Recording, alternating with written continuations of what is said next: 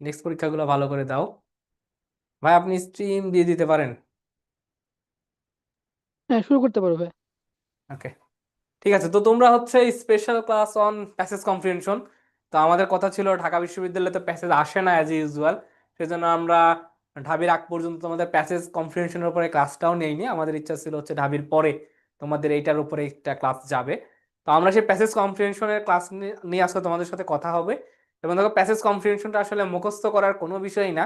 তোমাদের অ্যাডমিশন সিজনের খুব শুরু থেকেই বলেছিলাম, তোমরা যদি রিডিং পড়ার অভ্যাস খুব ভালো থাকে, রিডিং পড়ে যদি একটা গল্পের অর্থ খুব ভালো বুঝতে পারো, মর্মার্থ ভালো বুঝতে পারো, তাহলে প্যাসেজ কম্প্রিহেনশন তোমার কাছে দুধ ভাতের মতো। খুবই সহজ প্যাসেজ কম্প্রিহেনশন। তো আমরা আমরা তো সিন প্যাসেজ তো আমরা ক্লাস ইন্টারমিডিয়েটে পড়েই আসছি, সেখান থেকে এমসিকিউ আসে, তাই না?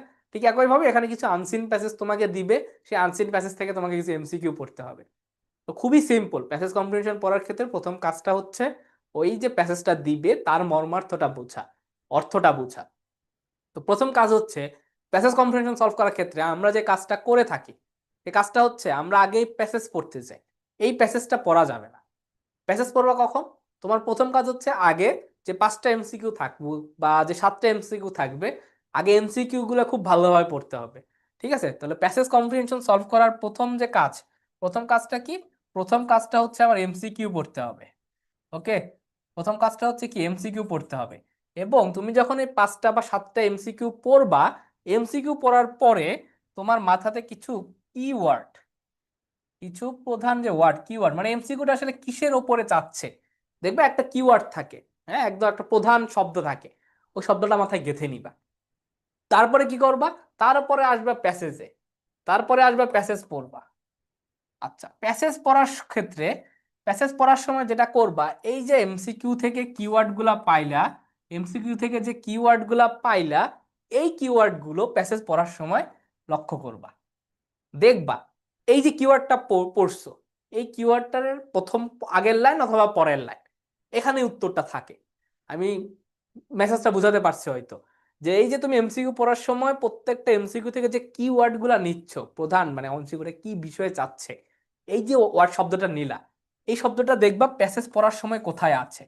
প্যাসেজ পড়ার সময় সেটা যখন পাবা, তখন তার আশেপাশে উত্তরটা সচরাচর থাকে, সচরাচর না সবসময় থাকে। তাহলে প্যাসেজ পড়ার সময় আমাদের এই জিনিসটা করতে হবে। ঠিক আছে? আর তোমরা, তোমাদের যাদের কাছে ডাইজেস্ট আছে, তোমরা এখন ডাইজেস্টটা বের করবা। ডাইজেস্ট বের করে ডাইজেস্টে তোমাদের দেখবা 160 পেজ থেকে, 160 পেজ থেকে তোমাদের প্যাসেজ কম্প্রিহেনশন দেওয়া রয়েছে।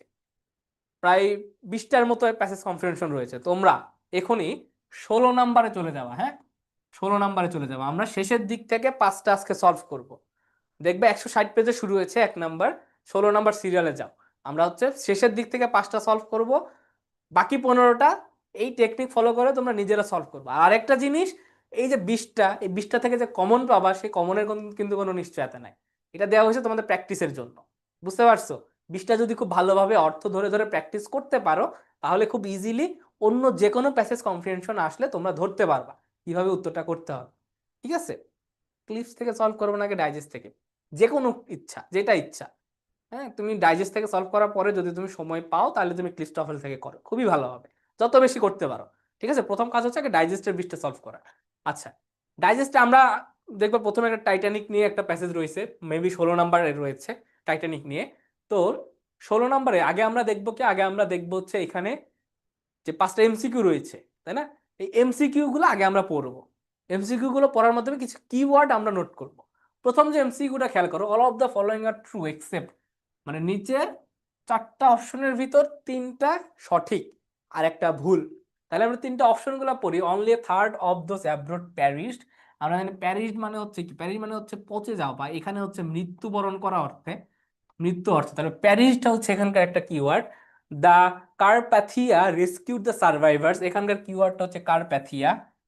The SS Titanic sank near Newfoundland, নিউ ফাউন্ডল্যান্ডটা হচ্ছে এখানে একটা keyword. The SS Titanic was the fastest ship afloat in 19। এটা হচ্ছে ইনফরমেশন, এটা পড়ার সময় পাবো। তাহলে আমরা যখন প্যাসেজটা পড়বো, তখন এই ওয়ার্ডগুলা কোথায়, আমার কার্প্যাথিয়া রয়েছে, কোথায় মৃত্যুবরণ করা শব্দগুলো রয়েছে, কোথাও নিউ ফাউন্ডল্যান্ড শব্দটা রয়েছে, এই শব্দটা আমরা খুঁজে বের করব। ঠিক আছে? তারপরে খেয়াল করো দ্বিতীয় অপশনটাতে বলছে all of the following contributed to the large death tool except অর্থাৎ এই যে টাইটানিক জাহাজ ডুবে যাওয়ার ফলশ্রুতিতে যে একটা বিশাল সংখ্যক মানুষ, হিউজ সংখ্যক মানুষ মৃত্যুবরণ করছে, তার চারটা কারণ এখানে দিছে। এর ভিতর তিনটা কারণ আর একটা কোনো কারণ না, মানে মৃত্যুর কোনো কারণ না। এখানে রয়েছে প্যানিক, ফায়ার, স্পিড, আর দেওয়া হচ্ছে দ্য কারপ্যাথিয়া। আমরা যখন পড়বো তখন এই জিনিসগুলো একটু মাথায় রেখে প্যাসেজটা পড়ার চেষ্টা। How many days was the SS Titanic at sea before sinking, মানে বলতেছে হচ্ছে এসএস টাইটানিক জাহাজটা ডুবে যাওয়ার আগে কতদিন সমুদ্রে ভেসেছিল, জানো? তাহলে যাত্রা করার কতদিন পর, এখানে 2, 4, 6, 12, তাহলে এই জিনিসটা মানে মানে তার হচ্ছে ডিউরেবিলিটি বা কত দিন ছিল, এই কিওয়ার্ডটা আমরা একটু মাথায় রাখবো।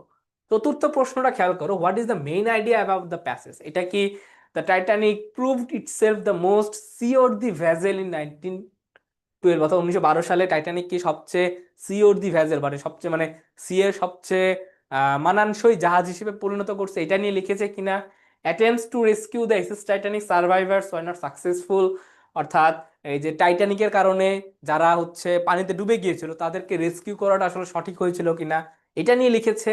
নাকি over confidence by builders and owners was greatly responsible for the sinking of the vessel, অর্থাৎ যারা নির্মাণ করেছিল তাদের যে অতিরিক্ত কনফিডেন্স, এটা কি এটার জন্য দায়ী কিনা সেটা নিয়ে লিখেছে। নাকি fire, panic were the only causes for the sinking of the ship, অর্থাৎ যে ফায়ার, আগুন, আর হচ্ছে ভয়, এটাই কি এই যে শিপটা ডুবে যাওয়ার প্রধান কারণ ছিল, এটা নিয়ে লিখেছে কিনা। অর্থাৎ এই চারটা অপশনের ভিতর আমরা দেখতে পাচ্ছি চারটা অপশনের ভিতর কোন মেইন আইডিয়াটা আমার প্যাসেজে আছে। আমরা যখন প্যাসেজটা পড়বো, পড়ার সময় আমরা এই চারটা আইডিয়ার ভিতরে একটা আইডিয়া অবশ্যই পেয়ে যাব। 5 নাম্বারটাতে যেটা রয়েছে দ্য ওয়ার্ড আনএক্সটিংগুইশড, মানেটাকে মিনিং তো আর আসলে প্যাসেজ পড়ে অর্থ ধরতে হবে। সিনোনিম অ্যান্টোনিম যাদের খুব ভালো আছে তারা খুব ভালো পারবে, ঠিক আছে? ওকে, তাহলে আমরা মোটামুটি কয়টা জিনিস দেখলাম, আমরা একটু এখানে চলে আসি। In an effort in an effort to produce the largest, fastest and most luxurious ship afloat, the British build the SS Titanic, মানে টাইটানিক জাহাজটা ছিল কি ইন এন এফোর্ট, চেষ্টা করছিল টু প্রডিউস দ্য লার্জেস্ট, বৃহত্তম, ফাস্টেস্ট, সবচেয়ে দ্রুতগতির, and most luxurious, সবচেয়ে বিলাসবহুল একটি জাহাজ বানিয়েছিল ব্রিটিশরা। সেটা হচ্ছে নাম ছিল টাইটানিক, সেটা বলছে it was superior to anything else on the seas that was dubbed unsinkable. Dubbed মানে হচ্ছে বিলিভড করা, হ্যাঁ, BLIVD, বিলিভড, বা এটাকে হচ্ছে একটা খ্যাতি দেওয়া হয়েছিল বা বলা হয়েছিল এটা হচ্ছে আনসিঙ্কেবল, ডুবে যাবে না কখনো। অর্থাৎ এই লাইনটা দ্বারা বলতেছি ইট ওয়াজ সুপারিয়র, এটা অনেক শক্তিশালী ছিল, two anything else on the sea, মানে সি এর ভেতরে যা রয়েছে তার সব থেকে শক্তিশালী ছিল এই জাহাজটা, যেটা ইট ওয়াজ ডাবড আনসিঙ্কেবল, যেটাকে ধরা হয়েছিল অডুবযোগ্য, মানে যেটা আসলে কখনো ডুবে যাবে না। তারপরে বলতেছে so sure of this were the owners that they provided only 20 lifeboats and rafts, less than one half of the member needed for the এত প্যাচা। অর্থাৎ বলতিছে সো শিওর অফ দিস, অর্থাৎ এই যে ক্ষমতা, এই যে জাহাজ সবচেয়ে ফাস্টেস্ট, সবচেয়ে লাক্সারিয়াস, বিলাসবহুল বা আধুনিক যন্ত্রপাতি দিয়ে বানানো, এটার কারণে জাহাজের যে মালিক পক্ষ তারা ওভার কনফিডেন্সের কারণে কি করছে, the owners that they provided only 20 lifeboats and rafts, rafts মানে হচ্ছে ভেলা, অর্থাৎ 2227 জন প্যাসেঞ্জারের জন্য, 2227 জন প্যাসেঞ্জারের জন্য মাত্র 20টা হচ্ছে লাইফ জ্যাকেট অর্থাৎ লাইফ বোট আর হচ্ছে ভেলা দিয়েছিল। কেন দিয়েছিল? কারণ নির্মাণকারীর অনেকটা ওভার কনফিডেন্স ছিল যেটা আসলে কখনোই ডুবে যাবে না, তারপরও মোটামুটি দু একটা দিয়েছি, মানে একটা ওভার কনফিডেন্সের বিষয় এখানে আমরা প্রকাশ পাচ্ছি। Less than one half the number needed for the এত প্যাসেঞ্জার অন বোর্ড, অর্থাৎ এই যে 20টা লাইফ বোট আর হচ্ছে ভেলা দিয়েছিল এটা আসলে অনেক কম ছিল, এই সংখ্যার জন্য অনেক কম ছিল। তারপরে বলছে many passengers were abroad the night it rammed an iceberg only 2 days. দেখো ডেজের একটা এমসিকিউ কিন্তু আমরা পেয়েছিলাম, এখানে কিন্তু উত্তর পেয়ে যাচ্ছি। 2 days at sea and more than half away between England and its new York destination. অর্থাৎ বলতেছে যখন আইসবার্গকে মেনি র্যাম মানে কি, র্যাম মানে হচ্ছে ধাক্কা খাওয়া, ওকে, র্যাম মানে হচ্ছে ধাক্কা খাওয়া বা কলিশন, হ্যাঁ, কলিশন বা ধাক্কা খাওয়া। বলতেছে many passengers were abroad the night it rammed, মানে হচ্ছে অনেক প্যাসেঞ্জার ছিল, অ্যাব্রোড বলতে এখানে বোঝাচ্ছে হচ্ছে ওই বোর্ডে ছিল, জাহাজে ছিল, হ্যাঁ, night it rammed an iceberg only 2 days at sea and more than half away between England and its New York destination. অর্থাৎ ইংল্যান্ড থেকে নিউ ইয়র্কের যে ডেস্টিনেশনটা, ইংল্যান্ড থেকে নিউ ইয়র্কের যে ডেস্টিনেশনটা, সেই ডেস্টিনেশনের হাফ চলে গেছে 2 দিনে। এই 2 দিন যাওয়ার পরে এটা হচ্ছে ডুবে গিয়েছিল, তার মানে কতদিন স্টে করছিল, একটা এমসিকিউ কিন্তু মনে আছে তাই না? একটা এমসিকিউ পেয়েছিলাম, কতদিন এটা নদীতে মানে সমুদ্রে স্ট্রে করছিল, কতদিন ছিল ডুবার আগে? এটা হচ্ছে 2 দিন, তাহলে একটা উত্তর পাইলাম। তারপরে খেয়াল করে বলতিছে because the luxury liner was travelling so fast, অর্থাৎ এখানে লাইনার বলতে জাহাজকে বোঝাচ্ছে, এখানে লাইনার বলতে বোঝাচ্ছে জাহাজকে, the luxury liner was travelling so fast it was impossible to avoid the ghostly looking iceberg, অর্থাৎ ভুতুরে যে আইসবার্গটা ছিল সেই আইসবার্গটা আসলে পাশ কাটিয়ে যাওয়া সে জাহাজের পক্ষে সম্ভব ছিল না। কেন সম্ভব ছিল না? কারণ সে খুবই দ্রুত গতিতে যাচ্ছে, কারণ এটা ছিল পৃথিবীর সবচেয়ে লার্জেস্ট এবং সবচেয়ে ফাস্টেস্ট, তাই না? এই যে এত ফাস্টেস্ট, তার কারণে এই যে আইসবার্গটা সে অ্যাভয়েড করতে পারে না, বুঝছো? তারপরে বলতেছে an an unextinguished fire, an unextinguished fire বলতে বোঝাচ্ছে অনির্বাপক আগুন। কি বোঝাচ্ছে? অনির্বাপক, অনির্বাপক আগুন, মানে যে আগুনটাকে আসলে নিভানো সম্ভব না, বুঝছো? যে আগুনটাকে কখনো কি করা যাবে না, যে আগুনটাকে নিভানো সম্ভব না। Fire also contributed to the ship submersion, submersion মানে হচ্ছে ডুবে যাওয়া, অর্থাৎ প্রথমত একটা আইসবার্গের সাথে ধাক্কা খাইলো, এটা একটা রিজন ডুবে যাওয়ার পেছনে। আরেকটা রিজন হচ্ছে যে অনির্বাপক যে আগুনটা, সেই আগুনের কারণেও ডুবে গিয়েছিল। তারপরে বলতেছে panic increase the number of casualties as people jump into the ice water আর fought to be among the few to board life boats, অর্থাৎ যে প্যানিক, আমরা প্যানিক কথাটা পেয়েছি, panic increase the number of casualties, অর্থাৎ যে হতাহতের ঘটনাটাও বৃদ্ধি করছে একটা প্যানিকের কারণে। কারণটাকে, কারণ এই ভয় পেয়ে অনেক মানুষ কি করছে, আইস ওয়াটারে, যেহেতু সমুদ্রের পানিটা, আটলান্টিক মহাসাগরটা আমরা জানি হচ্ছে খুবই বরফাবৃত থাকে, তো সেই আইস ওয়াটারে তারা হচ্ছে লাফ দিয়েছিল প্যানিকের কারণে। কেন লাফ দিয়েছিল? To be among the few to board the life boats, অর্থাৎ ওই যে 20টা লাইফ বোট ছিল, ওই 20টা লাইফ বোট নেওয়ার জন্য সবাই ঝাঁপ দিয়ে ফেলছে, বুঝছো?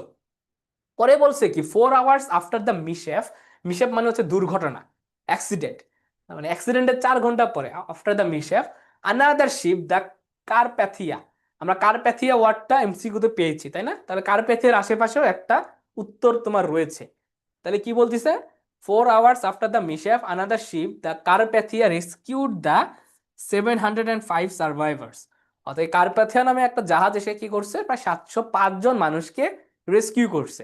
তারপরে কি বলতেছে? The infamous SS Titanic had enjoyed only 2 days of sailing glory, মানে 2 ডেজ কতদিন ছিল, একটা এমসিকিউতে ছিল কিন্তু, 2 days of sailing glory on it's maiden voice, maiden voice মানে কি, প্রথম বা অভিষেক যে ভয়েস, ভয়েস মানে হচ্ছে সমুদ্র যাত্রা, ভয়েস মানে হচ্ছে কি, ভয়েস মানে হচ্ছে আমরা জানি সমুদ্র, সমুদ্র যাত্রা, in 1912 before plunging into 12,000 feet of water near the coast of Newfoundland. দেখো এই যে নিউ ফাউন্ডল্যান্ড ওয়ার্ডটা কিন্তু আমরা পেয়েছি, আমরা নিউ ফাউন্ডল্যান্ড ওয়ার্ডটা এমসিকিউতে পেয়েছি, ওয়ার ইট লাইস টুডে, অর্থাৎ বলতিছে যে 1200 ফিট পানির নিচে যাওয়ার আগে এটা মাত্র 2 দিন পানিতে ভেসেছিল, তাই না? মাত্র 2 দিন, 1912 সালে। তোমরা টাইটানিক থেকে মোটামুটি একটা জিনিস আসছে, হ্যাঁ।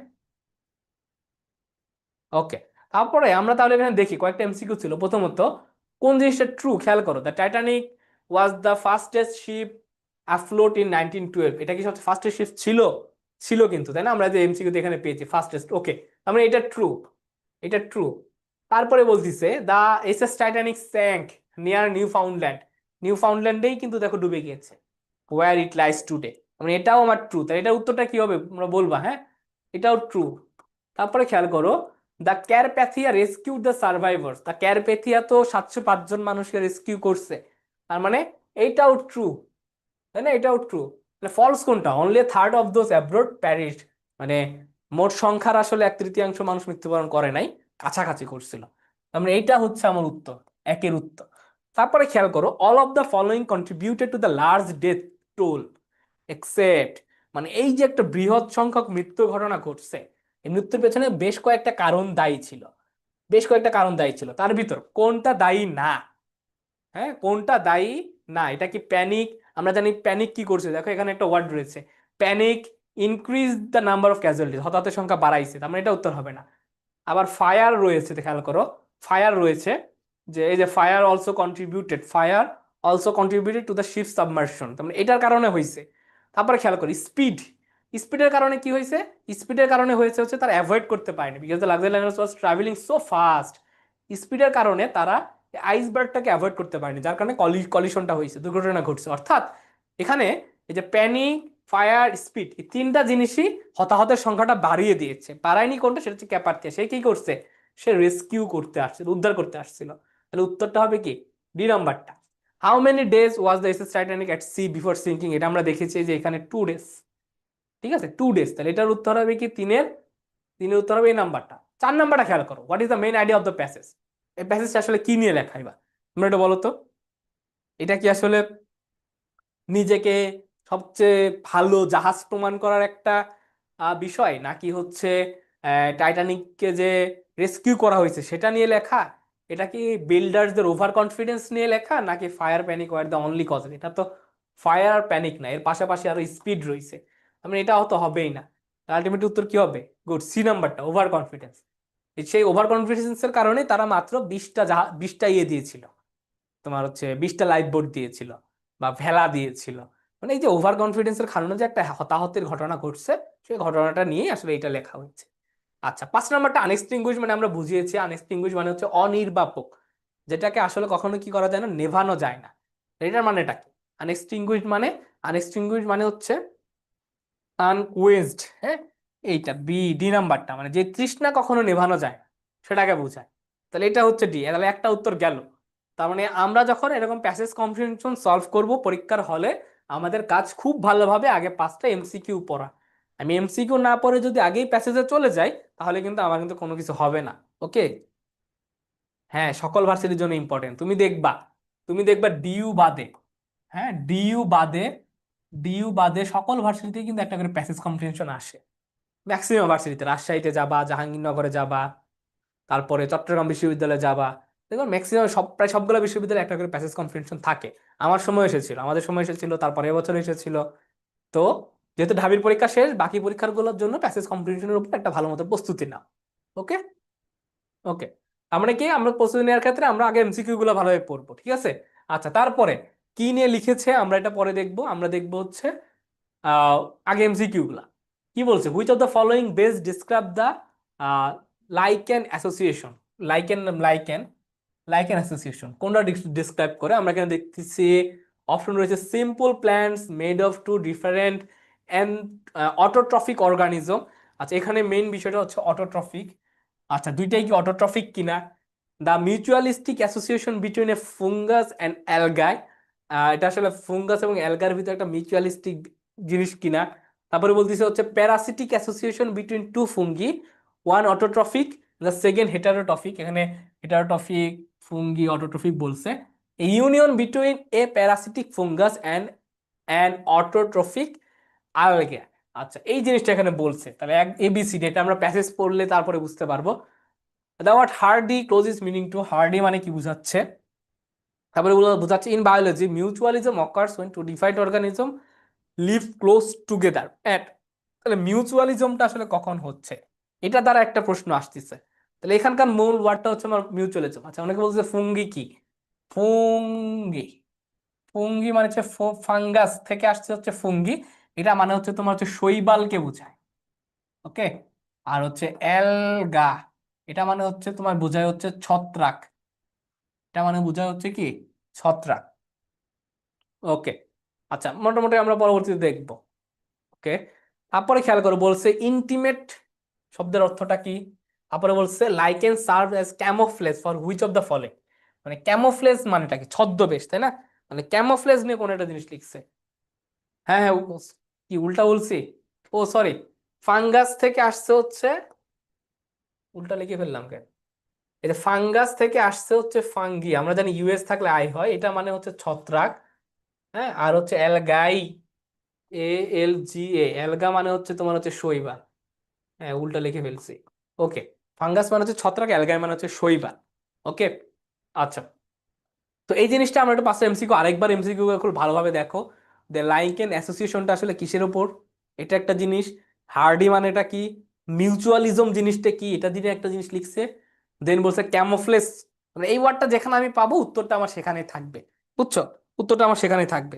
তাহলে আমরা দেখি। ওকে, তারপর বলছে লাইকেন্স, লাইকেন্স হচ্ছে একটা জীব, বুঝছো?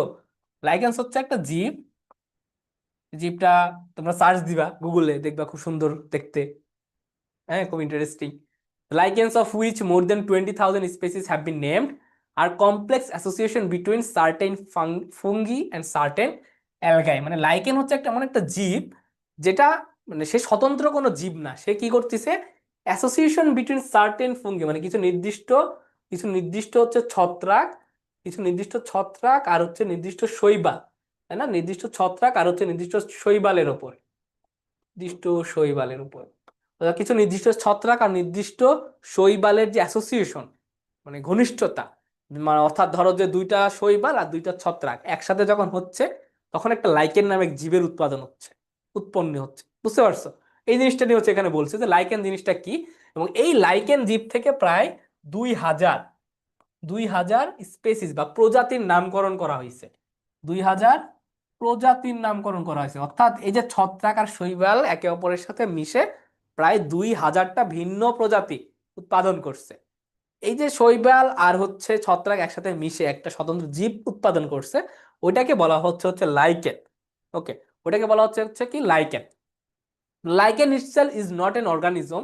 এখানে অর্গানিজম বলতে বোঝাচ্ছে হচ্ছে সে নিজে কোনো বস্তু না বা সে নিজে কোনো স্বতন্ত্র বস্তু না। হ্যাঁ এটা তো আছে, এটাও আছে, ডাইজেস্টে আছে। হ্যাঁ ডাইজেস্টে 17 নম্বরে।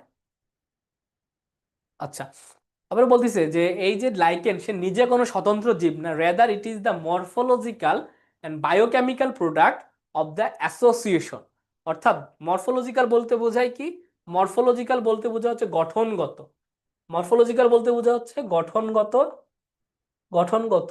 আর বায়োকেমিক্যাল বলতে বোঝা হচ্ছে জৈব রাসায়নিক।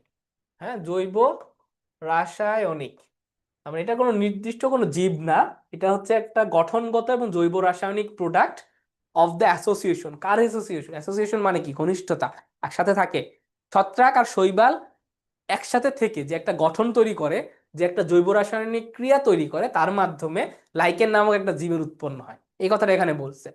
Neither a fungus or an alga alone can produce a lichen. অর্থাৎ শৈবাল, অর্থাৎ এই যে ছত্রাক আর শৈবাল একা একা কখনো লাইকেন তৈরি করতে পারে না, তারা যখন অ্যাসোসিয়েট হবে একে একে অপরের সাথে তখন তারা একটা লাইকেন তৈরি করবে। ওকে, তখন তারা একটা লাইকেন তৈরি করবে।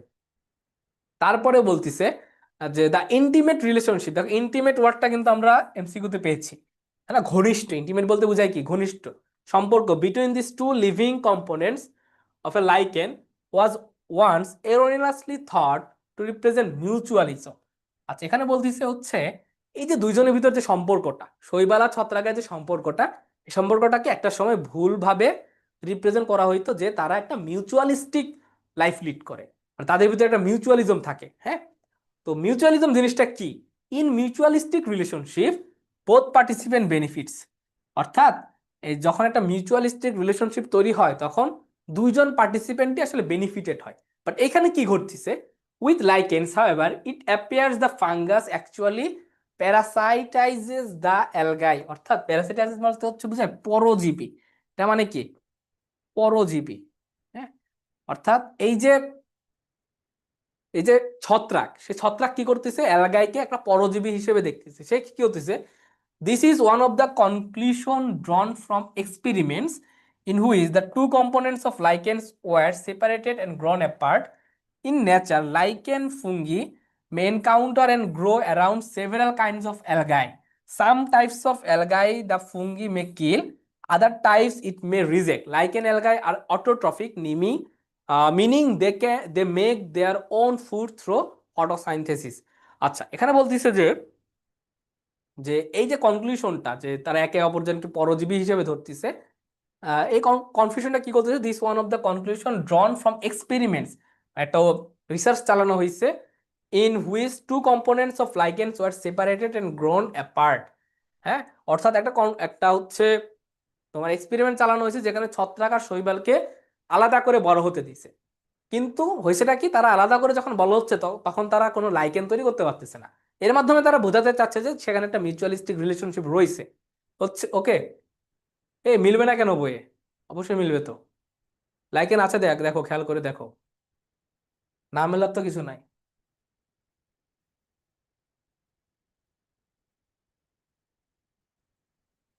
ডাইজেস্টে রয়েছে, তোমার বই দেখবা কেন গাধা? আচ্ছা তারপরে বলতেছে যে in nature lichen fungi may encounter and grow around several kinds of algae, মানে হচ্ছে এই যে শৈবালের আশেপাশে বিভিন্ন ধরনের ছত্রাক জন্মগ্রহণ করতে পারে, এটাই আসলে ঘুরায় ফেরাই বলছে। বুঝছো? প্রকৃতিতে শৈবালের আশেপাশে বিভিন্ন ধরনের কি ছত্রাক বড় হইতে পারে বা তৈরি হইতে পারে। সাম টাইপস অফ অ্যালগাই দ্য ফুঙ্গি মেকিল, মানে এই যে শৈবাল, হ্যাঁ এই শৈবালকে অনেক ছত্রাক হত্যা করে ফেলতে পারে, এটাই বলছে। আদার টাইপস ইট মে রিজেক্ট, লাইকেন অ্যালগাই আর অটোট্রফিক। অ্যালগাই মানে কি, যে শৈবাল, শৈবালটা হচ্ছে অটোট্রফিক। অটোট্রফিক মানে কি, অটোট্রফিক মানে হচ্ছে যে নিজেই নিজের খাদ্য উৎপাদন করতে পারে। হ্যাঁ, যে নিজেই নিজের খাদ্য উৎপাদন করতে পারে, অটোট্রফিক থেকে কিন্তু একটা এমসিকিউ আছে। হ্যাঁ, যে নিজেই নিজের খাদ্য উৎপাদন করতে পারে বাই ফটোসিনথেসিস। ফটোসিনথেসিস মানে আমরা জানি সালোক সংশ্লেষণ। এটা মানে কি, এটা মানে হচ্ছে সালোক সংশ্লেষণ। ওকে, তারপরে বলতিছে লাইকেন ফুঙ্গি আর হেটারোট্রফিক। হেটারোট্রফিক মানে পরজীবী। হেটারোট্রফিক মানে কি, পরজীবী, যে খাদ্যের জন্য অন্যের উপর নির্ভরশীল করে, meaning they depend upon the algae within the lichen to supply their food. অর্থাৎ এখানে একটা জিনিস আমরা দেখতে পাচ্ছি যে শৈবাল, যে শৈবাল মানে যে অ্যালগাই, সে নিজে নিজের খাদ্য গ্রহণ করতে পারতেছে, সে নিজে নিজে খাদ্য উৎপাদন করতে পারতেছে। কিন্তু আমরা ছত্রাকের ক্ষেত্রে কি দেখতে পারতেছি, ছত্রাক সে নিজে কিন্তু নিজের খাদ্য গ্রহণ করতে পারতেছে না, উৎপাদন করতে পারতেছে না, সে খাদ্যের জন্য শৈবালের উপর ডিপেন্ডেন্ট। এটা একটা জিনিস। আরেকটা জিনিস কি, আরেকটা জিনিস হচ্ছে এই যে ছত্রাক সেটা কিন্তু শৈবালের আশেপাশে বড় হইতে পারে এবং শৈবালকে আবার হত্যা করতে পারে, তাই না? এই জিনিসটা একটা জিনিস পেয়েছি। তারপরে কি বলতেছে, within the lichen to supply the food up to 90% of the food made by the green algal. মানে 90% food made by the green algal মানে সবুজ শৈবালের দ্বারা যে খাদ্যগুলো উৎপাদন করা হয় তার 90%ই ট্রান্সফার হয়ে যায় ছত্রাকের কাছে। What if anything the fungus contributes to the association is not well understood. অর্থাৎ বলতিছে এই যে শৈবাল, এই যে শৈবাল তার নিজের 90% খাদ্য, হ্যাঁ 90% খাদ্য দিয়ে দেয় কাকে, ছত্রাককে, ছত্রাককে। এটা একটা পয়েন্ট। আরেকটা পয়েন্ট হচ্ছে দেখো, ছত্রাক এর আশেপাশে জন্মাচ্ছে এবং আবার এটা শৈবালকে হত্যাও করতেছে। তাহলে প্রথমে যে একটা জিনিস বলা হয়েছিল মিউচুয়ালিজম, যে তাদেরকে ধারণা করা হয়েছিল হচ্ছে এটা তারা একটা মিউচুয়ালিস্টিক রিলেশনশিপে থাকে, অ্যাসোসিয়েশনে থাকে। মিউচুয়ালিজম মানেটা হচ্ছে কি, মিউচুয়ালিজম মানেটা হচ্ছে দুইজনই বেনিফিটেড হবে। এই যে লাইকেন তৈরি হয়েছে, এখানে কি দুইজনই বেনিফিটেড হয়েছে নাকি একজন বেশি বেনিফিট হয়েছে আর একজন জাস্ট ভোগ করতেছে, কোনটা তোমরা নিজেরাই বলো। এখানে কিন্তু একজন বেনিফিটেড হয়েছে, জাস্ট ছত্রাক। হ্যাঁ, শৈবালের কিন্তু কোনো বেনিফিট বেনিফিট নাই, কারণ সে জাস্ট খাদ্য উৎপাদন করে দিয়েই দিচ্ছে। তাহলে কি তারা মিউচুয়ালিস্টিক রিলেশনশিপে রয়েছে নাকি নাই? হুম, তাহলে তারা মিউচুয়ালিস্টিক রিলেশনশিপে রয়েছে নাকি নাই? মিউচুয়ালিজমের বৈশিষ্ট্য হচ্ছে উভয় বেনিফিটেড হইতে হবে। বাট এখানে যেহেতু বেনিফিটেড হচ্ছে একজন, তার মানে তারা মিউচুয়ালিস্টিক রিলেশনশিপে নাই। এই জিনিসটা আমরা বুঝতে পারলাম, এটা একটা এমসিকিউ রয়েছে তোমাদের। ওকে, গুড। তারপরে বলতেছে লাইকেন্স আর হার্ডি। হ্যাঁ, লাইকেন্স আর হার্ডি। হার্ডি মানে বলছে হচ্ছে পুরো সহিষ্ণু। হার্ডি মানে কি, হার্ডি মানে হচ্ছে সহিষ্ণু। হার্ডি মানে হচ্ছে সহিষ্ণু, ডুরেবল, যে অনেক কিছু কষ্ট সহ্য করতে পারে। They grow in many habitats and are often pioneers in hostile environments where few other organisms can flourish. অর্থাৎ বলতেছে এই লাইকেনটা হচ্ছে যে সকল জায়গাতে অন্যান্য জীবজন্তু জন্মগ্রহণ করতে পারে না সেইখানেও কষ্ট সহ্য করে লাইকেন জন্মগ্রহণ করতে পারে। They have been known to grow endolithically. Endolithically মানে হচ্ছে পাথরের ভিতর জন্মগ্রহণ করা। হ্যাঁ, এন্ডোলিথিক্যালি মানে হচ্ছে পাথরের ভিতর জন্মগ্রহণ করা। অর্থাৎ এই লাইকেনটা হচ্ছে পাথরেও জন্মগ্রহণ করতে পারে। Have been discovered thriving inside the rocks in Antarctica. অর্থাৎ এই লাইকেনটা হচ্ছে কি, অ্যান্টার্কটিকা যে মহাদেশ রয়েছে, মহাসাগর রয়েছে, সেখানে যে পাথর, সেই পাথরের ভিতরও লাইকেন নামক প্রজাতি জন্মগ্রহণ করছে। Lichen self reduce erosion by stabilising soil. মানে লাইকেনের যে জাতিটা, যে জীবটা, সেটা কি করে, মাটিকে স্টেবিলাইজ করতে সহায়তা করে, শক্ত করতে সহায়তা করে। সেভারাল কাইন্ডস অফ ইনসেক্টস, যেখানে বলছে কি several kinds of insects glue lichens to their ex exoskeleton মানে বহিকঙ্কাল। হ্যাঁ, বহিকঙ্কাল বুঝায়। এক্সকেলেটন বলতে বোঝাচ্ছে বহিকঙ্কাল, অর্থাৎ শরীরের বাইরে কি করে, ফর ক্যামোফ্লেজ। এই যে ক্যামোফ্লেজ নিয়ে কিন্তু একটা এমসিকিউ ছিল। ক্যামোফ্লেজ মানে কি, ক্যামোফ্লেজ মানে হচ্ছে ছদ্মবেশ। তাহলে বোঝাচ্ছে বিভিন্ন ছদ্মবেশ। বুঝা যাচ্ছে? বিভিন্ন হচ্ছে ইনসেক্ট বা বিভিন্ন হচ্ছে কি, ধর যে প্রাণী কি করে দেহটাকে তাদের দেহটাকে লাইকেন নামক যে জীবটা এটা দ্বারা হচ্ছে কি করে, আবৃত করে ফেলে নিজেরা ছদ্মবেশ ধারণ করার জন্য। তাহলে ক্যামোফ্লেজ নিয়ে কিন্তু একটা এমসিকিউ ছিল, এটা মাথায় রাখবা। Many species of birds R use lichen as building material for nest, মানে অনেক পাখিরা কি করে এই লাইকেনটাকে ব্যবহার করে তাদের বাসা বানানোর জন্য। Humans have use lichens for dyes and antibiotics, অর্থাৎ রং করার জন্য এবং অ্যান্টিবায়োটিক্স এর জন্য তারা লাইকেনটা ব্যবহার করে থাকে। তাহলে এখান থেকে আমরা একটা এমসিকিউটা পড়ি, with the following base describe the lichen association. তাহলে লাইকেনের যে অ্যাসোসিয়েশনটা ওটা ডিসক্রাইব করে। Simple plants made of two different autotrophic organism. আচ্ছা, ওইখানে যেটা ছিল, একটা ছিল অটোট্রফিক, আর একটা ছিল হেটারোট্রফিক, তাই না? তাহলে অপশন এতে কি বলছে? অপশন এতে বলছে টু ডিফারেন্ট অটোট্রফিক। এটা কি হইছে? এটা কি হবে? না, কারণ এখানে বলছে কি একটা ছিল অটোট্রফিক আর একটা ছিল হচ্ছে কি, একটা ছিল অটোট্রফিক আর একটা ছিল হচ্ছে হেটারোট্রফিক। একজন নিজে খাদ্য উৎপাদন করতে পারে, একজন পারে না। আমরা এ হচ্ছে না। A mutualistic association between a fungus and নাইট্রিয়া, তাদের ভিতরে কোনো মিউচুয়ালিস্টিক অ্যাসোসিয়েশন ছিল না, এটা একটা ভুল ধারণা, সেটাই এখানে উল্লেখ করছে।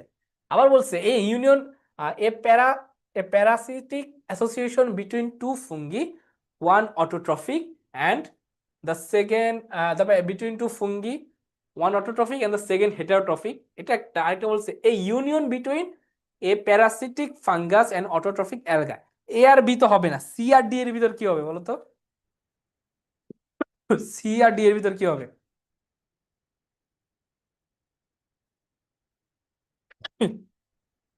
ওকে,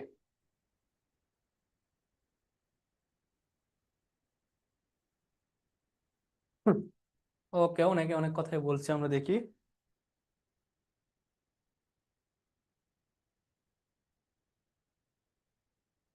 ওকে, তাহলে খেয়াল করো, এটা উত্তরটা হবে হচ্ছে আলটিমেটলি ডি নাম্বারটা। দেখো এখানে কিন্তু দুইটা ফাঙ্গাসের কথা বলছে না, তাই না? এখানে বলছে হচ্ছে এই union between a parasitic fungus, মানে ফাঙ্গাস তো পরজীবী, যে হেটারোটফিক, তাই না?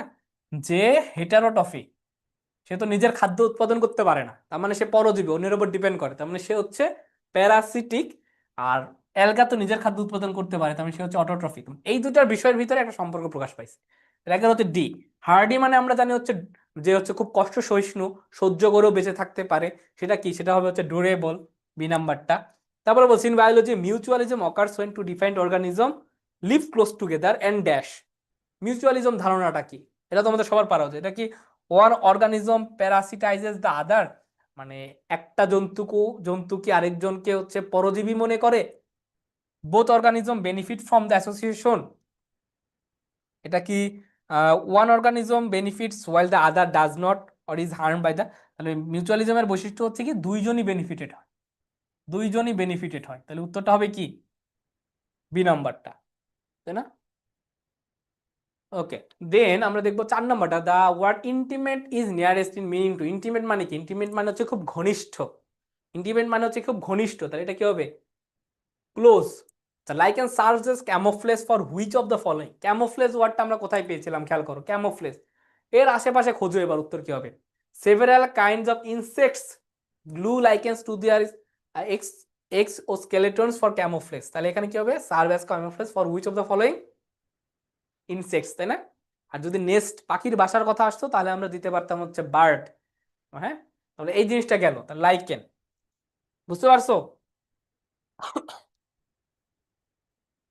ওকে, গুড। তারপরে আমরা আরো দেখি। আচ্ছা, এখানে হচ্ছে পিরামিড নিয়ে একটা জিনিস পাবো আমরা। পিরামিডের প্রথমত একটু অপশন গুলা দেখি। What has research of the base revealed? হুম, কোন জিনিসটা রিভিল করছে? There are cracks in the foundation, Tom Roberts have stolen the pharaohs. এটা হচ্ছে ফেরাউন, বুঝছো? এটা হচ্ছে ফেরাউনের body. The lines represent important evidence, নাকি the superior race of people build it. এটা প্রথম এমসিকিউতে এটা বলছে। দ্বিতীয় এমসিকিউতে বলছে এক্সট্রা টেরেস্ট্রিয়াল বিংস আর, মানে এক্সট্রা টেরেস্ট্রিয়াল মানেটা কি? তারা কি very strong workers, astronomers in the ancient times, researchers in Egyptology, living beings from other planets. আর বলছে দ্য ওয়ার্ড প্রোফেসাইজড, হ্যাঁ, ওয়ার্ডের মানেটা কি? এটা একটা সিনোনিম অ্যান্টোনিম চেয়েছে। তারপরে বলতেছে which is the best title for the passage. প্যাসেজের জন্য বেস্ট টাইটেল কোনটা আমরা একটু দেখি। প্রথমে বলছে symbolism of great pyramid, problems with the construction of the Great Pyramid, wonders of the Great Pyramid of Gaza, exploration of the Brucial Chamber of Pharaoh, এখানে Cheops Pharaoh, on what did the ancient Egyptian base their calculation, observation of the celestial bodies, advanced technology, advanced tools of measurement, নাকি knowledge of the earth's surface। এমসিকিউটা খুব ভালোভাবে দেখে নিবা আগে, এমসিকিউটা খুব ভালোভাবে দেখে নিবা, তারপরে আমরা সলভ করবো। দেখি কি বলছে। One of the seven wonders of the ancient world, the great pyramid of Giza was A monument of wisdom and প্রফেসি build as a Tomé for ফেরাউন কিউবস ইন 2720 BC। আচ্ছা, এখানে বলছে যে one of the seven wonders of the ancient world, মানে প্রাচীন পৃথিবীর যে সপ্তম আশ্চর্য, হ্যাঁ, সাতটি আশ্চর্যের ভিতরে the great pyramid of Giza, geyser যে পিরামিড এটা হচ্ছে একটা অন্যতম, ওয়াজ এ মনুমেন্ট, এটা ছিল একটা মনুমেন্ট অফ জ্ঞান, উইজডম এন্ড প্রফেসি, প্রফেসি মানে আমরা জানি ভবিষ্যৎবাণী করা, প্রফেসি মানে হচ্ছে কি ভবিষ্যৎবাণী করা, ওকে, প্রফেসি মানে হচ্ছে ভবিষ্যৎবাণী করা, বিল্ড অ্যাজ এ টম্ব, হ্যাঁ, এটা হচ্ছে টম্ব ফর ফেরাউন চিউস ইন 2720 BC বিফোর ক্রিস্ট, অর্থাৎ ফেরাউনের সমাধির জন্য একটা টম্ব, একটা মনুমেন্ট আবিষ্কার করা হয়েছিল, যেটাকে বলা হয় জ্ঞান এবং ভবিষ্যৎবাণীর একটা মনুমেন্ট, এবং এটা পৃথিবীর সাতটি সপ্তম আশ্চর্যের অন্যতম একটা, ওকে। তারপর বলতেছে ডিসপাইট দিস অ্যান্টিকুইটি, অ্যান্টিকুইটি ওয়ার্ডটা খুবই গুরুত্বপূর্ণ। অ্যান্টিকুইটি মানে হচ্ছে প্রাচীনতা, অ্যান্টিকুইটি মানে হচ্ছে কি ওল্ড বা প্রাচীন, ওকে, অ্যান্টিকুইটি মানে হচ্ছে ওল্ড বা প্রাচীন, despite it's antiquity certain aspects of its construction make it one of the truly great wonders of the world, অর্থাৎ অনেক প্রাচীন থাকা সত্ত্বেও, অনেক প্রাচীন থাকা সত্ত্বেও ওর যে কনস্ট্রাকশনটা, আর্কিটেকচারটা, এইটা এই পৃথিবীর সাতটা আশ্চর্যের ভিতর আনতে তাকে সাহায্য করছে। The 13-acre structure near the Nile River is a solid mass of stone blocks covered with the limestone. Limestone মানে হচ্ছে চুনা পাথর, হ্যাঁ, লাইমস্টোন মানে হচ্ছে কি চুনা পাথর। আচ্ছা, বলতেছে হচ্ছে যে দ্য 13 একর মানে প্রায় 13 একর, 13 একর জমির ওপর নির্মাণ করা হয়েছে, এবং সেই জমিটা হচ্ছে নীল নদের পাশে। আমরা জানি নীল নদের পাশে হচ্ছে মিশরীয় সভ্যতা গড়ে উঠছিল, এবং ইতিহাসবিদ হেরোডোটাস মেবি বলেছিল মিশর হচ্ছে নীল নদের দান, হ্যাঁ, একটা ইতিহাসবিদ হেরোডোটাস বলছিল। এই নীল নদের পাশে এই solid mass of stone blocks covered with lime, অর্থাৎ চুনা পাথর দ্বারা আবৃত একটা পাথরের একটা পিরামিড তৈরি করা হয়েছে, যেটা নীল নদের পাশে 13 একর জায়গা দূরে রয়েছে। Inside are a number of hidden passageways and the burial chamber for the pharaoh, অর্থাৎ বলতেছে এই পিরামিডের ভেতরে অনেকগুলো সুড়ঙ্গ পথ রয়েছে, এখানে প্যাসেজওয়েজ বলতে বোঝাচ্ছে সুড়ঙ্গ পথ, এবং ফেরাউনের যে সমাধি, সে সমাধি স্থল রয়েছে। It is the largest single structure in the world, এটা ছিল হচ্ছে পৃথিবীর সর্ববৃহৎ একটা single structure. The four sides of the pyramid are aligned almost exactly on true north, south, east, west, an incredible engineering feat, মানে এটার যে হচ্ছে অ্যালাইনমেন্টটা ইনক্রেডিবল, অবিশ্বাস্য একটা আর্কিটেকচার বা ইঞ্জিনিয়ারিং দক্ষতা। দ্য অ্যানশিয়েন্ট ইজিপশিয়ানস ওয়ার সান ওরশিপার্স, মানে প্রাচীন মিশরীয়রা ছিল হচ্ছে সূর্যকে পূজা করতো, অ্যান্ড গ্রেট অ্যাস্ট্রোনমার্স, জ্যোতিষী ছিল। So computation for the great pyramid were based on astronomical observation, অর্থাৎ যেহেতু মিশরের সাবেক যারা, তারা হচ্ছে সূর্যদেবকে পূজা করত, এবং তারা কি করতো, তারা হচ্ছে বলছে বিখ্যাত জ্যোতির্বিদ ছিল, অ্যাস্ট্রোনমার ছিল, তাই এই যে পিরামিডটা তৈরি করা হয়েছে, এটাও তৈরি করা হয়েছে অ্যাস্ট্রোনলজিক্যাল একটা নলেজ থেকে, জ্যোতির্বিদ্যার একটা জ্ঞান থেকে এই জিনিসটা তৈরি করা হয়েছে। Exploration and detail examination of the base of the structure reveal, দেখো বেস অফ দ্য স্ট্রাকচার এটা নিয়ে কিন্তু একটা এমসিকিউ আসে, চলে আসছে। Base of the structure reveal many interesting lines, many interesting lines মানে হচ্ছে এটার উপর যে এক্সপ্লোরেশনটা করা হয়েছে, গবেষণা করা হয়েছে, বা যে পরীক্ষা নিরীক্ষা করা হয়েছে, সেইটা তার স্ট্রাকচার সম্পর্কে একটা তথ্য রিভিল করছে, সেটা মেনি ইন্টারেস্টিং লাইন্স। সেই লাইন্সটা কি? Further scientific study indicates that these represent, এখানে দিজ হচ্ছে লাইনগুলা, হ্যাঁ, দিজ হচ্ছে লাইন্সগুলো, represent a type of timeline of events past, present and future. তার মানে কি বোঝাতে চাচ্ছে, এখানে চাচ্ছে যে ওই যে পিরামিডের যে বেসমেন্টটা, পিরামিডের যে বেসমেন্টটা, এই বেসমেন্টটা কি রিভিল করতেছে, কিছু লাইন রিভিল করতেছে। সেই লাইনগুলো কাকে রিপ্রেজেন্ট করে? সেই লাইনগুলো রিপ্রেজেন্ট করে হচ্ছে পাস্ট, প্রেজেন্ট এবং ফিউচার সময়কে।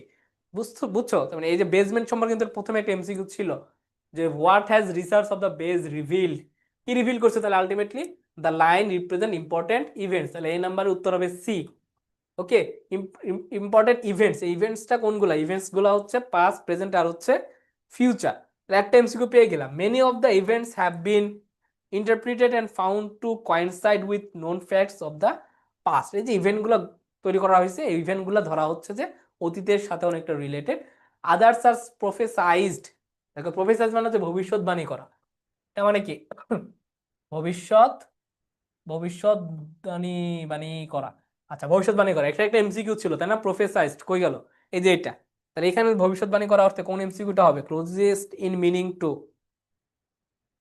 3 নম্বরের উত্তর কি হবে, ফর টোল্ড। হ্যাঁ 3 নম্বরের উত্তর হবে ডি, তাহলে দুইটা উত্তর পাইলাম। প্রফেসাইজ মানে হচ্ছে ভবিষ্যৎবাণী করা, হ্যাঁ প্রেসিপিটেড বলতে কিছু হয় না, ফর টোল্ড হবে। তারপরে বলতেছে কি আর কারেন্টলি আন্ডার ইনভেস্টিগেশন, এবং তার যে ইভেন্টগুলো সেই ইভেন্টগুলো এখনো তদন্ত বা পরীক্ষা নিরীক্ষার ভিতর রয়েছে। Many believe that pyramids have super natural powers, মানে অনেকেই বিশ্বাস করে পিরামিডের একটা আধ্যাত্মিক শক্তি রয়েছে, and this one is no exception. Some researchers even associate it with extra terrestrial beings of the ancient past. অর্থাৎ অনেক গবেষক বলতেছে তারা ভিন্ন ধর্মাবলম্বী, তারা বলে হচ্ছে পিরামিডটা ভিনগ্রহী কোনো মানুষ বা ভিনগ্রহী কোনো প্রাণীরা এসে তৈরি করে দিয়ে গেছে। কেন, কারণ এই যে পিরামিডের যে স্থাপত্য শৈলী আধুনিক সমাজেও কিন্তু তৈরি করা অসম্ভব প্রায়। তাহলে উনি বলতেছে যে প্রাচীনকালে আসলে কিভাবে সম্ভব হয়েছে, হিউম্যান বিংস তো এতটা সভ্য ছিল না, তাহলে কিভাবে সম্ভব হইলো। তো তখন অনেক গবেষকরা বলতেছে যে এটা মনে হয় কোনো এক্সট্রা টেরেস্ট্রিয়াল। এক্সট্রা টেরেস্ট্রিয়াল মানে বোঝাচ্ছে ভিনগ্রহী, এলিয়েন টাইপের, হ্যাঁ ভিনগ্রহী বা এলিয়েন টাইপের যে মানুষগুলো আমরা জানি এলিয়েন টেলিয়েন, তারা অনেক ভাবে হচ্ছে তারা alien beings of the ancient past. তাহলে এক্সট্রা টেরেস্ট্রিয়াল নিয়েও কিন্তু একটা এমসিকিউ রয়েছে, খেয়াল করো। এক্সট্রা টেরেস্ট্রিয়াল বিংস আর কি হবে তাহলে এটা, very strong workers, astronomers in the ancient times, researchers in Egyptology, নাকি living beings from the other planets. তিনের কি হবে, এলিয়েন ডি। দেখছো মানে প্যাসেজটা যত কঠিনই হোক আমরা কিন্তু অর্ধেক পড়তে পড়তে 3টে এমসিকিউ পেয়ে গেলাম। আর 2টা এমসিকিউ কি আছে দেখি, আদৌ what is the best title of the passage রয়েছে, আর হচ্ছে ancient Egyptian base their calculation. আচ্ছা কি করছে খেয়াল করি, beings of the ancient past, was this superstructure made by ordinary beings or one built by a race far superior to anyone today? Many of the events have been interpreted and found to coincide with known facts of the past. Others are prophesied for the future generation and are currently under investigation. এটা তো বলাই হয়েছে, many believe that pyramids have supernatural power, একই জিনিস দুইবার চলে আসছে, so sad. আচ্ছা তাহলে এটা দ্বারা আসলে 4 নাম্বারটাই, এটা টাইটেলটা কি হবে, মানে টোটালি হচ্ছে পিরামিড নিয়ে আমরা দেখতে পাচ্ছি, পিরামিডের টাইটেলটা আসলে কি হবে।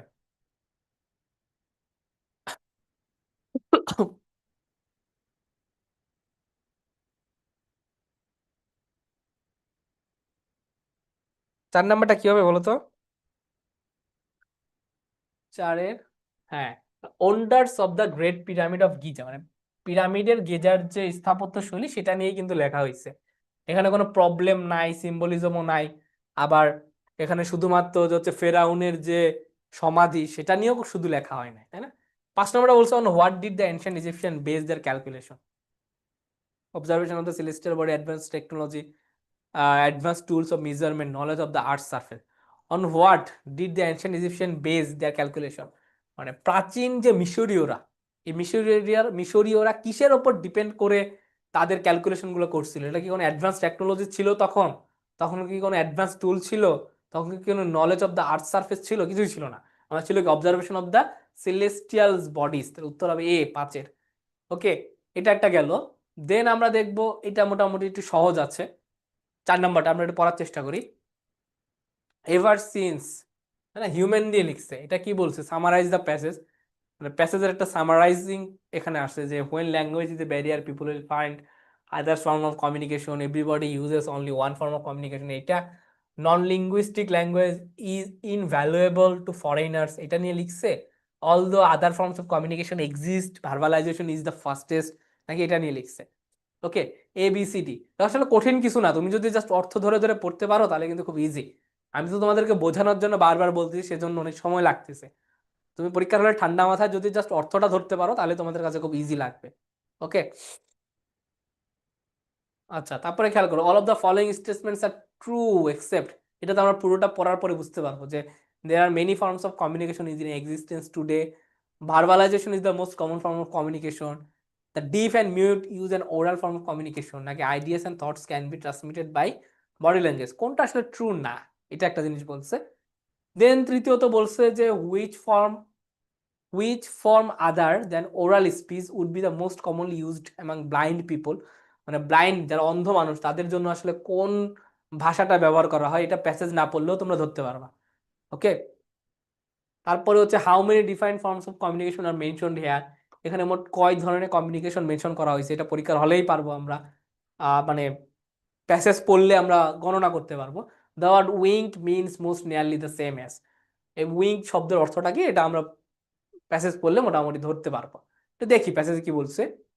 Ever since human have inhabited the earth they have made use of various forms of communication, অর্থাৎ পৃথিবীতে মানব বসতি স্থাপনের পরে মানুষেরা কমিউনিকেশন করার জন্য বিভিন্ন ধরনের পন্থা অবলম্বন করছে, তারা বিভিন্ন ধরনের পন্থা অবলম্বন করছে। Generally this expression of thoughts and feelings has been in the form of oral speech, অর্থাৎ তাদের যে এক্সপ্রেশন অফ থটস এবং ফিলিংসটা কিভাবে প্রকাশ পাইছে, ওরাল স্পিচ অর্থাৎ মৌখিক ভাষার মাধ্যমে, কথা বলার মাধ্যমে। মানুষের চিন্তা, মানুষের আবেগ, এই জিনিসগুলো প্রকাশ পাইছে কিসের মাধ্যমে, ওরাল স্পিচ, চিন্তার মাধ্যমে। তাহলে এটা হচ্ছে কমিউনিকেশনের একটা মাধ্যম, তাই না, আমরা একটা মাধ্যম পাইলাম। কমিউনিকেশন একটা মাধ্যম হচ্ছে oral speech. When there is a language barrier communication is accomplish through sign language, অর্থাৎ যখন ভাষাগত কোনো ব্যারিয়ার থাকে, তখন ভাষাগত যখন ব্যারিয়ার থাকে তখন আমরা কি করি, সাইন ল্যাঙ্গুয়েজ অর্থাৎ ইশারার মাধ্যমে আমরা আমাদের মনের ভাব প্রকাশ করি। মানে এটা আমরা আরেকটা পাইলাম, দুইটা, তাই না, কারণ ওখানে একটা এমসিকিউ ছিল, মোট কয়টা এক্সপ্রেশনের কথা এখানে বলা হয়েছে। In which motions stand for letters, words and ideas, tourists, the deaf and the mute have had to resort to this form of expression, অর্থাৎ যারা হচ্ছে ডিফ মানে কি, মানে বধির, তাই না, এন্ড দ্য মিউট, মিউট মানে যে হচ্ছে কথা বলতে পারে না, ডিফ মানে হচ্ছে যে কানে শুনতে পারে না, তো তাদেরকে আসলে অবশ্যই সাইন ল্যাঙ্গুয়েজ, যে কথা বলতে পারে না আর কানে শুনতে পারে না, দুইজনের জন্যই সাইন ল্যাঙ্গুয়েজ হচ্ছে ব্যবহার করতে হয়। Many of these symbols of whole words are very picturesque and exact and can be used internationally spelling, however cannot, অর্থাৎ বলতেছে এই যে সাইন ল্যাঙ্গুয়েজ গুলা তোর কোনো স্পেলিং হয় না, তাই না, এগুলা হচ্ছে, ধরো আমি বললাম, এই যে ধরো বললাম এটা, এটা মানে কি এক, হ্যাঁ, আবার ধরো বললাম এই যে এটা, চুপ, চুপ করো, এই যে সাইন ল্যাঙ্গুয়েজ গুলা, এই ল্যাঙ্গুয়েজ গুলা কিন্তু স্পেলিং হয় না। তো এই জন্য বলতেছি যে এই ল্যাঙ্গুয়েজ গুলো আসলে কোনো স্পেলিং করা যায় না, বাট এদের যে ব্যবহারটা, ওয়ার্ডটা খুবই পিকচার্স কিউ, মানে হচ্ছে খুব, মানে দৃশ্যমান, তাই না, দৃশ্যমান, খুব ইজিলি বোঝা যায়। তারপরে বলতেছে যে however can not body language transmits, তাই না, বডি ল্যাঙ্গুয়েজ আরেকটা বলছে, language transmits ideas or thoughts by certain actions either intentionally or unintentionally, a wink can be a way of flirting, অর্থাৎ যে বডি ল্যাঙ্গুয়েজ গুলা একই ইশারাটা ও বিভিন্ন অর্থে ব্যবহার করতে হয়। লাইক ধরো কেউ যখন চোখ টিপ মারে, হ্যাঁ, কেউ চোখ টিপ মানে হচ্ছে অন্যের সাথে ফ্লার্ট করার জন্য। আবার দেখবো এই চোখ টিপের আরেকটা অর্থ হচ্ছে কোনো কিছু জোকস বলার জন্য, বুঝছো, তুমি চোখ টিপ মারা তো বুঝছো। চোখ টিপ মারে হচ্ছে দুই কারণে, এক যারা বদমাইশ তারা হচ্ছে ফ্লার্ট করার জন্য মারে, আরেকটা হচ্ছে ধরো আমরা অনেক সময় বন্ধুদের সাথে একটু জোকস করি না, জোকস করার সময় বলি, মানে যখন বন্ধুদেরকে বোঝাতে চাই যে এটা আসলে সত্যি না, মিথ্যা, জোকস, তখন আমরা বলি চোখ টিপ মারি, তাই না, দুইটা অর্থে একটা একই বডি ল্যাঙ্গুয়েজ আমরা ব্যবহার করে থাকি। এজন্য বলতেছি এই উইঙ্ক মানেটা হচ্ছে সে চোখ টিপ মারা, can be a way of flirting or indicating that the party is only joking, তাই না, এই চোখ টিপ মারাটা ফ্লার্টিং এর উদ্দেশ্য হইতে পারে, জোকিং এর উদ্দেশ্য হইতে পারে। এ নড এ নড এ নড মানে কি, নড মানে হচ্ছে মাথা নাড়ানো, তো মাথা নাড়ানো সিগনিফাইস কি, approval, while shaking of the head indicates a negative reaction, অর্থাৎ আমরা যখন মাথা নাড়াই আমরা বলি না, মাথা নাড়াই কি বলি, হ্যাঁ আমি সম্মতি, আর মাথা নাড়ানো একদিকে আমার সম্মতিও প্রকাশ করে, আবার যখন আমরা মাথা ঝাঁকাই তখন কি একটা নেগেটিভ এক্সপ্রেশনও ক্রিয়েট করে, মানে অ্যাকচুয়ালি বডি বডি ল্যাঙ্গুয়েজ বিভিন্ন অর্থ প্রকাশ করতে পারে। আদার form of non linguistic language can be found in Braille, এই যে ব্রেইলের কথা বলছে, a system of raise dots read with fingerprints, single flags, Morse codes, smoke signals, তার মানে এখানে বলছে যে সিগন্যাল ফ্ল্যাগ, ফ্ল্যাগও হচ্ছে ভাষার একটা মাধ্যম হইতে পারে। তোমরা সিরাজউদ্দৌলা নাটকে পড়েছো, সাদা পতাকা উড়াই দাও। সাদা পতাকা উড়াই দাও বলতে কাকে নির্দেশ করে? হ্যাঁ, যুদ্ধ বা আহ শান্তি স্থাপনের, মানে সন্ধি, তাই না? সাদা পতাকা হচ্ছে সন্ধির প্রতীক। তাহলে এই যে ফ্ল্যাগ, এই ফ্ল্যাগ গুলাও কি করে? ফ্ল্যাগ গুলাও আমাদের ভাষা প্রকাশ করে। আবার মর্স কোড, এটা এক ধরনের কোড, যে কোডটা হচ্ছে ধরো যে একটা ডট, ড্যাশ, ডট, ড্যাশ, এগুলো প্রকাশ। যেমন ধরো আমরা একটা সাইন লিখি না, এইটা ক্রস দিয়ে আবার লিখি, এই সাইনটা কখন লিখি? যখন যখন একটা লেখা আমার ফুরায় যায় তখন আমরা শেষ করি এইভাবে, তাই না? অনেকে এটা করে, একটা লেখা শেষ হয়ে গেলে এই সাইনটা ব্যবহার করে। এটা দ্বারা কি বোঝায়? এটা দ্বারা বোঝা হচ্ছে এন্ডিং। এটা দ্বারা বোঝায় কি? এটা দ্বারা বোঝা হচ্ছে এন্ডিং বা শেষ করা। এগুলোকে বলা হচ্ছে মোর্স কোড। এগুলো আমার মনের একটা ভাব প্রকাশ করতেছে, আমার হচ্ছে থট প্রকাশ করতেছে। তারপরে বলতেছে স্মোক সিগন্যালস, মানে হচ্ছে ধোঁয়ার মাধ্যমে অনেক সময় দেখা যায়, ধোঁয়ার মাধ্যমে হচ্ছে ভাষার ব্যবহার হইতো। রোড ম্যাপস বলতেছে, road maps and picture sign also guide, warn and instruct people. যে রোড ম্যাপ, এটা আমাদেরকে বলে দেয় আমাদের ডানে যাইতে হবে না বায়ে যাইতে হবে, তাই না? আবার পিকচার সাইন, মানে এখানে আর একটা পাইলাম, road map, picture sign also guide, warn, and instruct people. While verbalization is the most common form of language, other system and techniques also express human thoughts and feelings. অর্থাৎ বলতেছে হচ্ছে verbalisation, অর্থাৎ কথা বলাটা হচ্ছে আমাদের ল্যাঙ্গুয়েজের প্রধান মাধ্যম, বাট অন্যান্য যে মাধ্যমগুলো এইগুলো আমাদের থট এবং ফিলিংটাকে কি করে? প্রকাশ করে, তাই না? তাহলে এখানে আমরা দেখতে পাচ্ছি মোট কতগুলো ভাষা পাইলাম। একটা হচ্ছে ওরাল, সাইন ল্যাঙ্গুয়েজ দুইটা, তিনটা, চারটা, পাঁচটা, ছয়টা, সাতটা, আটটা, আর হচ্ছে পাইলাম আমরা বডি ল্যাঙ্গুয়েজ। এই মোট হচ্ছে নয়টা। আর একটা একটা প্রশ্ন আমাদের ছিল, মোট কয়টা সাইন এখানে রয়েছে, যে how many different forms of communication are mention here. কি হবে উত্তর? নয়, 4 সি একটা পাইলাম। তারপরে উইঙ্ক মানে আমরা জানি কি, উইঙ্ক মানে হচ্ছে চোখ টিপ মারা, তাই না? চোখ টিপ মারলে কি হয়? Close one eye briefly, close two eye briefly, bob the head up and down, shake the head from the side to side. মানে উইঙ্কের সাথে হেডের তো সম্পর্ক নাই, তো চোখ টিপ মারলে কি আমরা দুইটা চোখই বন্ধ করি না একটা চোখ বন্ধ করি? চোখ টিপ মারলে দুইটা চোখ না একটা চোখ বন্ধ করি? একটা চোখ বন্ধ করি। তাহলে এটা উত্তর হবে ক্লোজ ওয়ান আই ব্রিফলি। ওকে, তারপরে খেয়াল করো, ব্লাইন্ড পিপল তারা ব্রেইল, খুব সহজ, এটা আসলে প্যাসেজ না পড়লেও পারতা। All of the following statements are true except, মানে নিচের কোনটা ট্রু না? There are many forms of communication in existence today, এটাও true. Verbalisation is the most common form of, এটাও true. The deaf and mute use an oral form of communication. আচ্ছা, যারা যারা হচ্ছে যারা হচ্ছে অন্ধ, তাই না? ডিফ মানে তো অন্ধ, মিউট মানে হচ্ছে যারা বধির, কথা বলতে পারে না, তারা কি ওরাল কমিউনিকেশন প্রকাশ করে? না, তারা প্রকাশ করে হচ্ছে সাইন ল্যাঙ্গুয়েজ, SIGN, তারা প্রকাশ করে হচ্ছে সাইন ল্যাঙ্গুয়েজ। তাহলে উত্তরটা হবে কি? সি নাম্বারটা। তারপরে which of the following best summarises the passage, এক নাম্বারটা কি হবে তাহলে বলো তো? এক নাম্বারটা তাহলে কি হবে?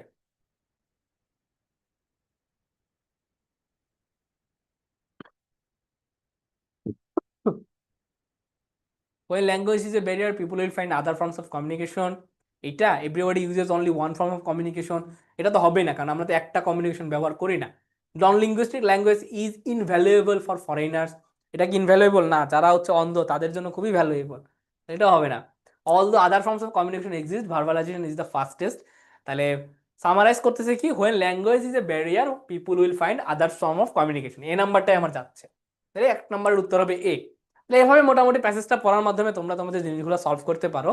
তো তোমাদের কাজ হচ্ছে এইটা, চারটা দিলাম, বাকি যে 16টা তোমাদের টেক্সট ডাইজেস্টে রয়েছে, হ্যাঁ তোমাদের ডাইজেস্টে রয়েছে কি আরো 16টা। এই 16টা নিজে নিজে একটু অর্থ বুঝে বুঝে প্র্যাকটিস করবা। অর্থ বুঝে বুঝে প্র্যাকটিস করলে খুব বেশি সময় লাগবে না এবং পাঁচটাই অ্যান্সার করতে পারবা। আর প্যাসেজ কম্প্রিহেনশনটা যদি খুব ভালোভাবে পাঁচটা অ্যান্সার করতে পারো, অন্যদিকে তোমার দুইটা যদি লসও হয়, অন্যদিকে দুইটা যদি তোমার ভুলও হয়, তাও কিন্তু ভালো একটা মার্কস ক্যারি করতে পারবা। কারণ প্যাসেজ কম্প্রিহেনশন অধিকাংশ স্টুডেন্ট কি করে? ছেড়ে আসে। ছেড়ে আসা যাবে না। জাহাঙ্গীরনগর বিশ্ববিদ্যালয়ে আমাকে এত বড় বিশাল একটা প্যাসেজ দিয়েছিল, তো পুরোটা আনকমন ছিল। আমি কি করেছিলাম? আমি প্রায় 2-3 বার রিডিং পড়েছিলাম, আগে MCQ দেখে 2-3 বার রিডিং পড়েছি। এবং জাহাঙ্গীরনগর বিশ্ববিদ্যালয়ের আমার পজিশন সামনের দিকে আসার ক্ষেত্রে প্যাসেজ কম্প্রিহেনশনটা খুবই হেল্প করছে। কারণ আমি দেখেছি আমার আশেপাশে যারা বসছিল সবাই প্যাসেজ কম্প্রিহেনশন ছেড়ে দিয়ে আসছে, বাট আমি কষ্ট করে হলেও লিখে আসছিলাম। তো তোমরা চেষ্টা করবা প্যাসেজ কম্প্রিহেনশনটা লেখার। ওকে, ভোকেবস কেমনে ভালো করবো যদি বলতেন, এটা তো প্রথম থেকে বলে আসতেছি। ভোকাবস তো প্রথম থেকে বলে আসছি, তোমরা একটা রিডিং পড়ো, পত্রিকা পড়ো, প্রিভিয়াসে দেখো ভোকেব যা আসছে ঢাবিতে সব বিগত সালের প্রশ্ন, একটাও নতুন করে বানাই দেয় নাই। এই যে তোমাদেরকে বলি, হয় টেক্সট বই পড়ো, হয় টেক্সট বুক পড়ো, এর পাশে কি পড়বা, টেক্সট বুকের পাশে প্রিভিয়াস এর প্রশ্ন পড়বা, প্রিভিয়াস কোয়েশ্চেন্স, এর বাইরে কিচ্ছু আসবে না। মুখস্থ পাঠ বা ভোকাবুলারি বলো। দেখো জাম্প অন দ্য ব্যান্ডি এখন পড়ানো হয়েছিল, কতবার পড়ানো হয়েছে না? তো মোটামুটি দেখবা তোমরা তো অতিরিক্ত পড়ো, খালি এত বই পড়ার দরকার নেই, টেক্সট বই ভোকাবুলারি গুলা পড়ো, আর হচ্ছে জাস্ট প্রিভিয়াস এর কোশ্চেন গুলো সলভ করো, প্র্যাকটিস করো, তাহলেই পারবা। হ্যাঁ, আর কিছু দরকার নেই, এত বেশি পড়ার দরকার নেই, খুব ইজিলি ধরতে পারবা। ঠিক আছে, তবে ভালো থাকো, সুস্থ থাকো, তোমাদের সকলের জন্য দোয়া রইল।